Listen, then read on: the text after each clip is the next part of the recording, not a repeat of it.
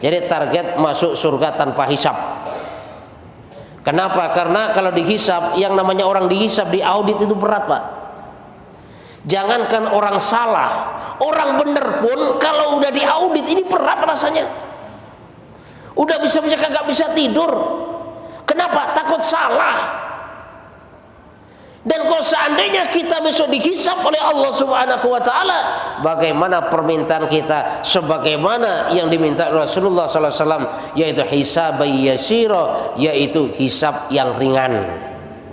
Kalau hisab yang ringan itu, Pak, ibaratnya gini, Pak. Ibaratnya catatannya dilihat, cuma dibuka-buka aja lah, enggak diteliti-teliti banget, langsung dikasihkan. Itulah hisab yasira, gambaran daripada hisab yang ringan.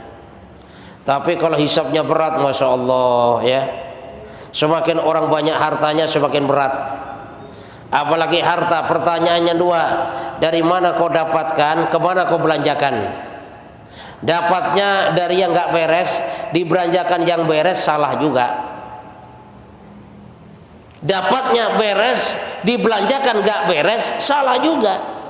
Dari mana dan kemana? Ini ditanya satu-satu. Makanya kalau di dunia ini pengennya semua orang jadi orang kaya, ini pengennya nih.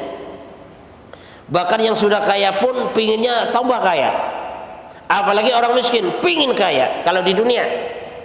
Tapi kalau sudah nyampe akhirat kelak, ini pengennya semuanya jadi orang miskin. Kenapa? Karena orang miskin ini kan hisabnya ringan, Pak. Makanya orang miskin ini kalau dia taat kepada Allah, ada agama dalam kehidupannya, maka orang miskin ini dengan kemiskinannya mempercepat masuk ke dalam surga. Kenapa? Hisabnya ringan. Coba orang miskin apa yang mau dihisab? Ditanya, kamu punya motor nggak? Kagak punya. Punya, tiap bulan udah ditarik oleh kolektor, kagak bisa bayar. Kamu punya rumah nggak? Ngontrak satu petakan. Kamu punya alat masak, panci udah bodot misalkan. Yaudahlah, cepat kamu masuk surga. Kenapa kagak ada dihisab?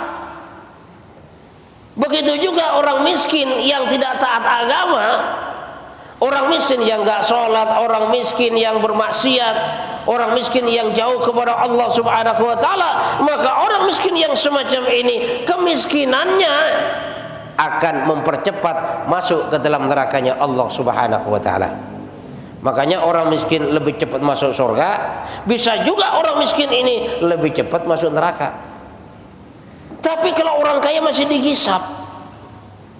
Orang kaya yang beriman, maka hartanya ini akan menjadikan sebab masuk surga. Orang kaya yang tidak beriman, yang tidak taat kepada Allah, maka hartanya ini bisa jadi akan menjerumuskan ke dalam nerakanya Allah Subhanahu wa taala.